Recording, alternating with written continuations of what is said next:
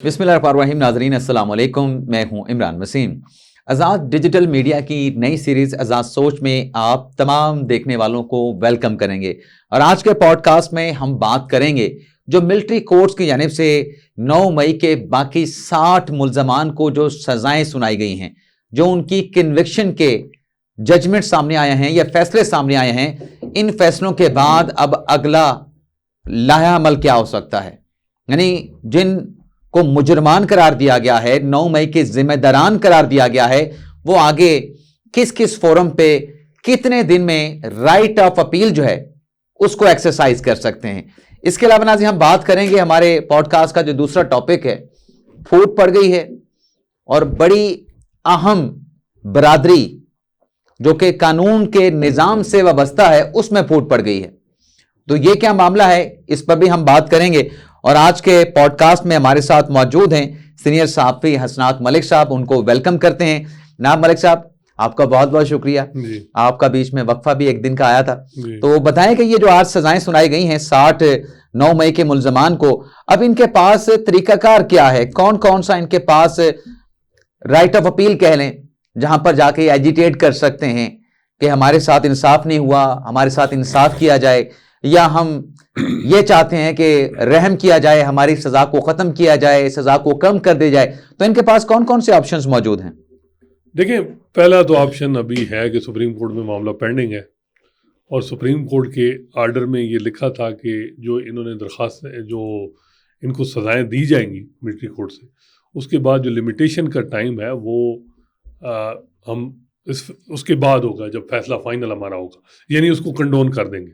ये नहीं है कि अमूमन ये होता है कि अगर मिलिट्री कोर्ट से सज़ा आती है तो कोर्ट ऑफ अपील जो अंदर फ़ौज के अंदर जो निज़ाम है उसमें ग़ालिबन 14 दिन के अंदर आपने अपील करनी होती है। फिर आर्मी चीफ के पास आती है, आप दरख्वास्त देते हैं जो भी माफ़ी की है, जो फिर आप क्योंकि सिविलियन अदारों जो अदालतें हैं इनमें अपील नहीं है, अपील का हक नहीं है। और आपको याद होगा कि उमर अता बंदयाल बार एक्चुअली तो अपील नहीं, जुडिशियल रिव्यू है। नहीं, जुडिशियल रिव्यू भी नहीं है ना। देखें, वो रिट जो है ना, रिट एक और बात है, उसकी लिमिटेड जुरिडिक्शन है। अपील में तो सारा ट्रायल आप एग्जामिन कर लेते हैं।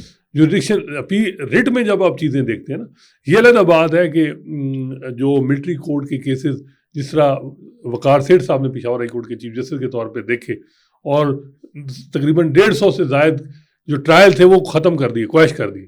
और उसके बाद वो हुकूमत ने चैलेंज किया था मामला सुप्रीम कोर्ट में, और अभी तक वो केसेस पेंडिंग है इमरान सुप्रीम कोर्ट में। और लोगों वो सुप्रीम कोर्ट ने सस्पेंड करके आर्डर पेशावर हाई कोर्ट था, और 150 लोग अभी हैं।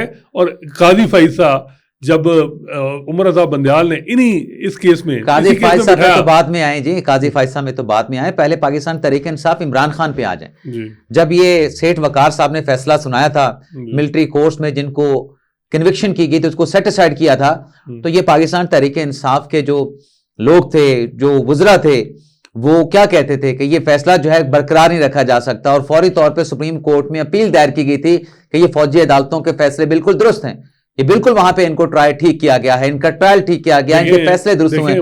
इमरान खान और तहरीक इंसाफ की हुकूमत मिलिट्री कोर्ट्स के फैसलों का दिफा कर रही है। वो एक और बात है, वो आपको याद हो 21वीं तरमीम के बाद बाकायदा आईनी अमेंडमेंट के बाद मिलिट्री कोर्ट को इजाज़त दी गई थी कि जो मिलिटेंट्स हैं, जो दहशतगर्द हैं, उनको सज़ाओं के हवाले से बाकायदा फौजी अदालतों को ये अलाउ किया गया था। और उसके बाद सर वो 2 साल के पहले सनसेट क्लास थी, 2 साल के बाद में सनसेट क्लास थी। यहाँ पर तो इमरान खान के दौर में 2018, 2019, 2020 में मिलिट्री कोर्ट से सजाएं हुई, 2021, 2022 में मिलिट्री कोर्ट से सजाएं हुई, बिल्कुल हुई हैं। और वो उस वक्त ये खामोश थे सारे। वो बात, आपकी बात ठीक है, लेकिन ये जो मामला है ना, इसमें अब सुप्रीम कोर्ट के सामने है बात। सुप्रीम कोर्ट ने उमर अता बंदयाल के दौर में जब ये कहा अटॉर्नी जनरल को कि जी क्या आप राइट ऑफ अपील देंगे इनको, तो कहा गया कि जी हम देंगे, लेकिन मसला ये है कि कोई इंटरनेशनल ऐसे केस हैं, जैसे कलभूषण का केस है, वो हमारे इफेक्ट हो सकता है, तो हम इस पर डिलिब्रेशन करेंगे। राइट ऑफ अपील नहीं दिया गया। अगर राइट ऑफ अपील दे दिया जाता, यानी हाई कोर्ट को अपील का, फौजी अदालतों के जो फैसले हैं वो हाई कोर्ट में अपील हो सकती थी, तो फिर मे बी वो उस वक्त ही फैसला हो जाता। अपील का हक नहीं दिया हुकूमत, کیونکہ اپیل میں سارا کچھ دیکھنا ہے، اس میں جو ڈیو پروسیس ہے وہ ساری چیزیں دیکھنی ہے، ہر چیز ایگزامن ہونی ہے، قانون شہادت سارا کچھ دیکھنا ہوتا ہے. پھر معاملہ آیا کہ جی اٹارنی جنرل صاحب کی اسٹیٹمنٹ تھی 3 سال سے زیادہ سزا نہیں ہوگی انڈرٹیکنگ، وہ چیز بھی ختم ہوگی. اب میں سمجھتا ہوں کہ اس وقت سارا برڈن ہے آئینی بینچ پہ. آئینی بینچ میں سمجھتا ہوں کہ اس نے بہت بڑی جو ہے وہ ایک فیصلہ ایسا کیا جس میں کوئی ریزن لاجک لیگل ریزن نہیں تھی. پہلے ایک استدعا بھی تو پی ٹی آئی والوں نے خود کی تھی نا کمرہ عدالت میں، جو درخواست گزار تھے کہ ان کو جو ہے آپ ملٹری کسٹڈی سے نکال کے آپ عام جیلوں میں منتقل کر دیں. اس کے لیے فیصلہ اناؤنس ہونا ضروری تھا. نہیں، آپ بہت آگے چلیں گے نا. میں 23 اکتوبر 2023 کی بات کروں، جب 5 ججز نے، سپریم کورٹ کے 5 ججز نے یہ کہا کہ یہ ٹرائل غیر آئینی ہے، ایون سویلین ٹرائل بھی نہیں، ٹرائی نہیں ہو سکتے فوجی عدالتوں میں. وہ چیلنج ہوتا ہے. سردار طارق صاحب آپ بھی موجود تھے. 2 منٹ کی ہیئرنگ ہوتی ہے اور اس کے بعد جو ہے وہ سسپینڈ کر کے ٹرائل الاؤ کر دیتے ہیں. وہ تو لیگل ریکوائرمنٹ ہوتی ہے.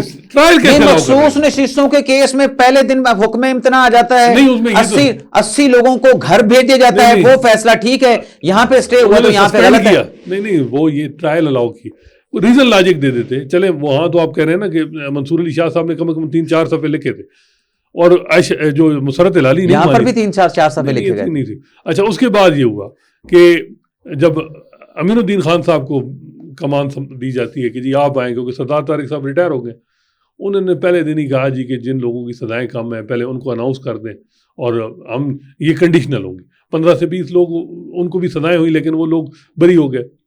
اب جو لوگ ہیں، اب انہوں نے کہا جی آپ ملٹری کورٹ فیصلے بھی دیتے.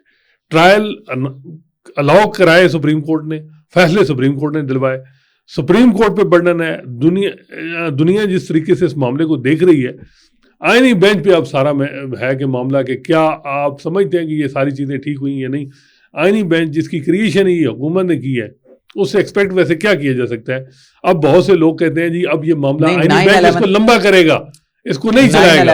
اب آئینی بینچ کو چاہیے کہ جنوری کے پہلے ہفتے میں ہی کنکلوڈ کرے اور فائنل فیصلہ کرے، چاہے وہ اس ٹرائل کو انڈورس کر دے، ٹھیک ہے، یا تاکہ لوگ ہائی کورٹ میں جائیں اپنی اپیلیں فائل کریں، ریٹ فائل کریں. سوری، اپیل تو ہے نہیں. ادروائز میں سمجھتا ہوں کہ وہ ان کو چاہیے کہ جو ہے وہ یہ جو لمبا کرنے کا کہ جی اب سزائیں ہو گئی ہیں. دیکھیں، یہ اگر درخواست گزار خود جا کے عدالت سے استدعا کریں، دیکھیں انہوں نے حلف نہیں لیا. اب دیکھیں نا، انہوں نے حلف نہیں لیا، لیکن درخواست گزار ابھی کیس انہوں نے مشروط کر دیا نا. حتمی فیصلہ تو عدالت نے نہیں دیا. جب درخواست گزار خود جا کے کہیں کہ ان لوگوں کو آپ ملٹری کسٹڈی سے نکال کے عام جیلوں میں منتقل کریں، اور سارے اتفاق رائے سے سارے اپنی کنسنٹ دے رہے ہوں، تو یہ کنسنٹ آرڈر تھا. آپ آرڈر تو پڑھیں، 13 دسمبر 2024 کا آرڈر تو پڑھیں. کنسنٹ آرڈر ایک چیز ہوئی ہے نا، ہم امین الدین خان پہ کیوں ملبہ ڈالیں؟ کیونکہ اب دیکھیں عمران خان کے بھانجے حسان نیازی، ان کو بھی سزا ہوئی ہے 10 سال.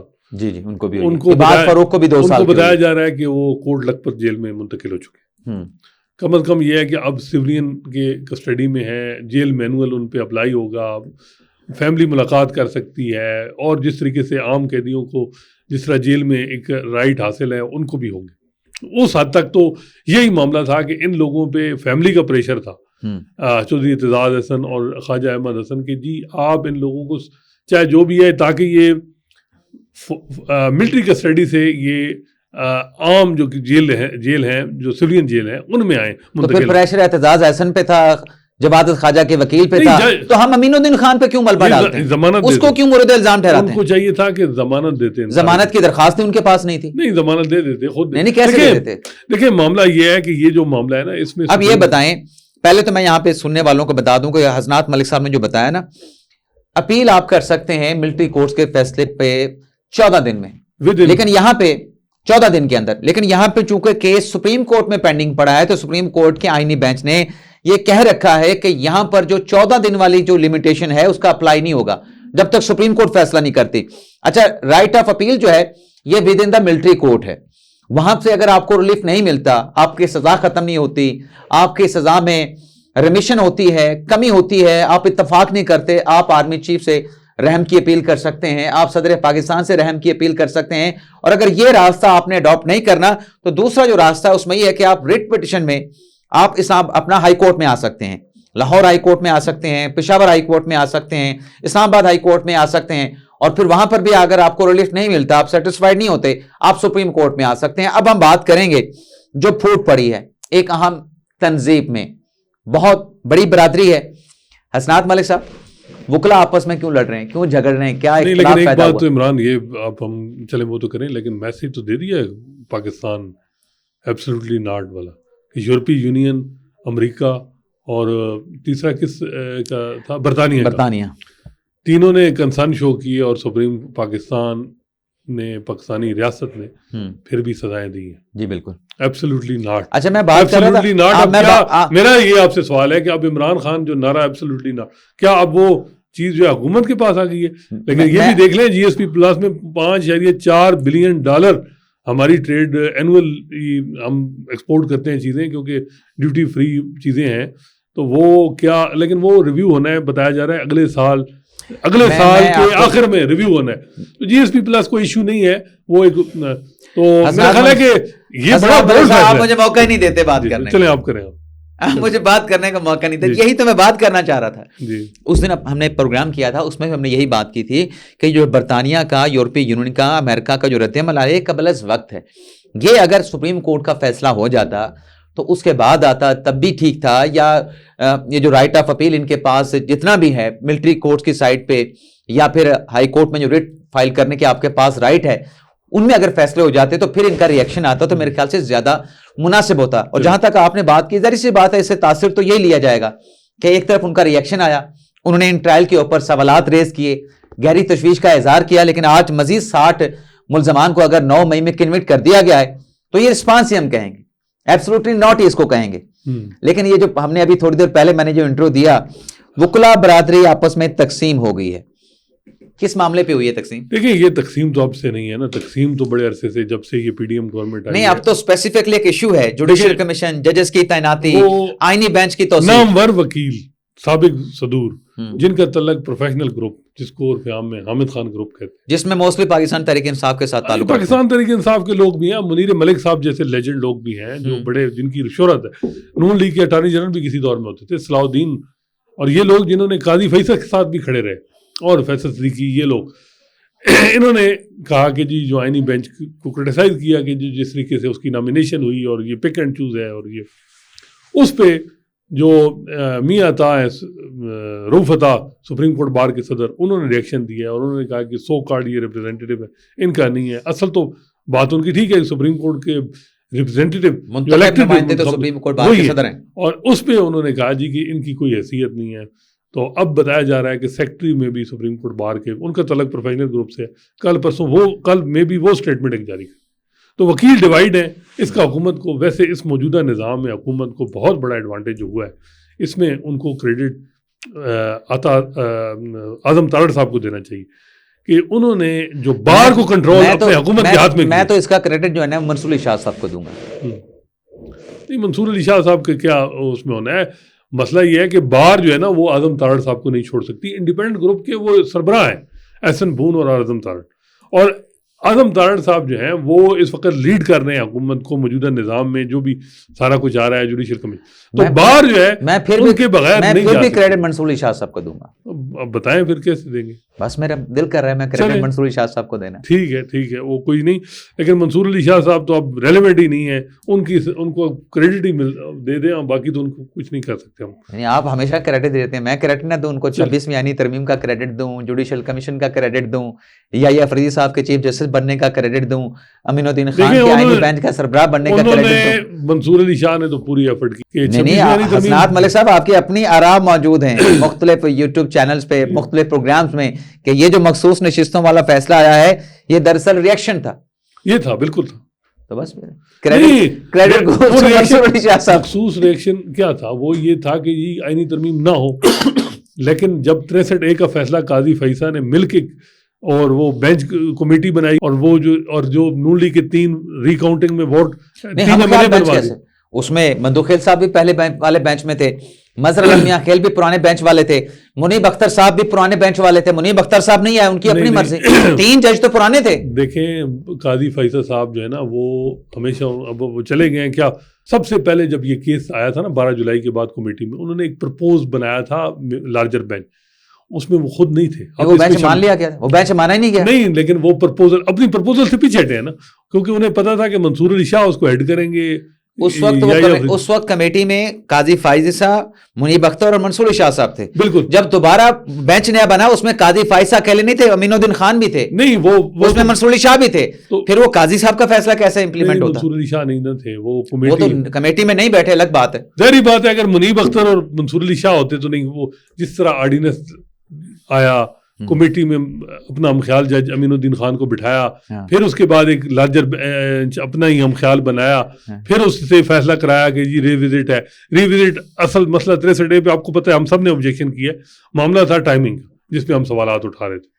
بہرحال میں تو پروگرام کے آخر میں, کیونکہ ہمارا وقت ہو چکا ہے, میں پھر کہوں گا کریڈٹ گوز ٹو جسٹس منصور. چلیں ٹھیک, اجازت چاہتے ہیں ناظرین, اللہ حافظ.